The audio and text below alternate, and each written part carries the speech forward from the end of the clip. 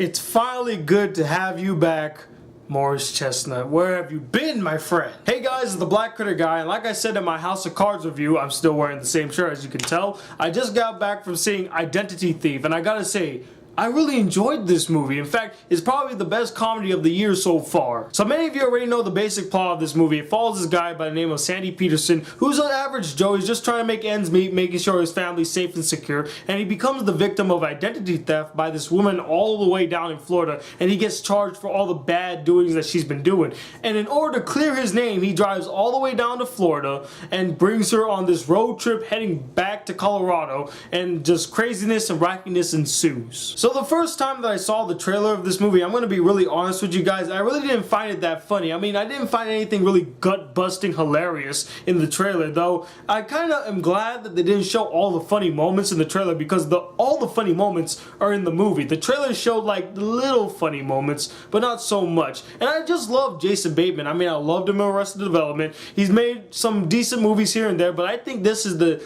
defining Jason Bateman film. And I really liked him in this movie, and I really loved Melissa McCarthy. She is a scene stealer in every sense of the word, and she is a bona fide comedic star. She has one of the best lines, the best scenes, and some of the more emotional moments in this movie, and I really enjoyed her. And going off of what I was saying earlier, most of the characters were very fun and entertaining, but the really strong point of this movie, and if this didn't work it would have failed, is the relationship and chemistry between Sandy and Sandy, and it was handled quite well. I really felt like they bonded really well on this drive up to Colorado.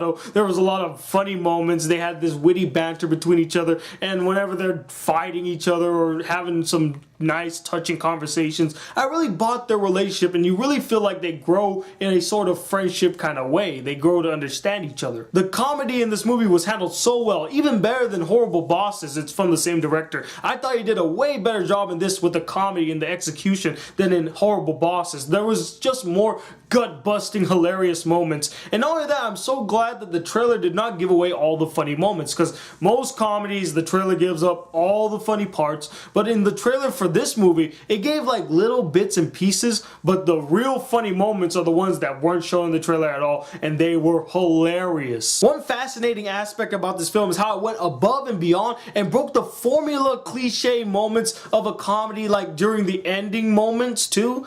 It handled it so perfectly. I really loved the ending of this movie, and I actually was surprised of how emotional this movie was. I mean, we get a really layered character in the other Sandy in Florida. We get to know the inner turmoil, the inner pain that she goes through about going to these places, acting all crazy and people judging her. And I loved how we got that development of her character, and we get to understand her as this road trip goes along, as much as Jason Bateman gets to understand her. So I really thought this movie went above and beyond to really develop that character and make her relatable and likable. But sadly, as much as I really enjoyed this movie, there are a few cons that weighed it down a lot. First off, the first 15 minutes of this film was just arduous to sit through. I mean, the jokes weren't hitting, everything was just so dull and uninteresting, the characters were shallow. I was just like, oh man, if this is what the movie's gonna be like throughout the entire movie, I'm not gonna have a fun time. But it does pick up after 25 minutes into the movie, after Jason Bateman meets Melissa McCarthy in Florida. Things start to pick up and things start to hit, the jokes start hitting. So I was really happy with that, but the first 15 minutes, my god, it was just boring. I felt like there was one too many villains in this movie. I mean, we got the bounty hunter, and then we got these two hitmen, one played by a really sexy Latina chick, and the other one played by T.I., and they were all so underdeveloped and underused. I mean, with the two hitmen, we could have had them like going on the road doing this chase thing and see some development between them, maybe have some banter between them, have some comedic moments. But the only comedic moments is when they were threatening people, and T.I. was the only funny one out of all of them. And lastly, the way that the villains get captured in the end was so anticlimactic and so forced. You can tell that they were just rushing through it. They were trying to think of a way to get rid of all the villains in one fell swoop, so they came up with this really forced way of them getting captured all together. And I was just like, wow, you definitely didn't think that through. You just wanted to get rid of them in one fell swoop.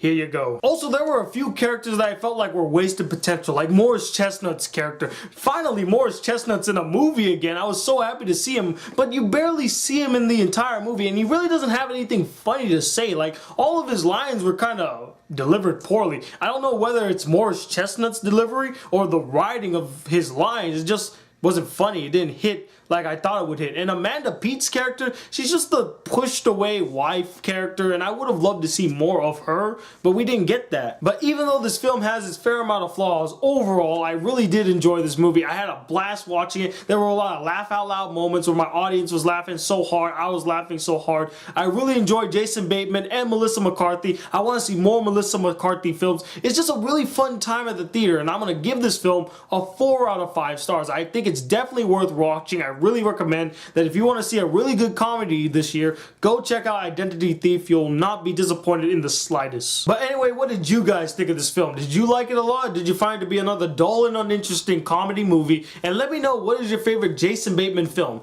Comment below, let me know. And like I mentioned earlier in my other video, stay tuned next week for the epic return of the final cut, where we'll be discussing all things romance, starting with Monday with romantic films and Thursday with romantic animes for the week of love, and on Thursday, Valentine's Day. But till then, if you're new to my channel, hit that subscribe button and welcome to the Black Critic Guy. Like this video if you really enjoyed it, and I'm Tony Watley II from the Black Critic Guy. Till then, peace YouTube.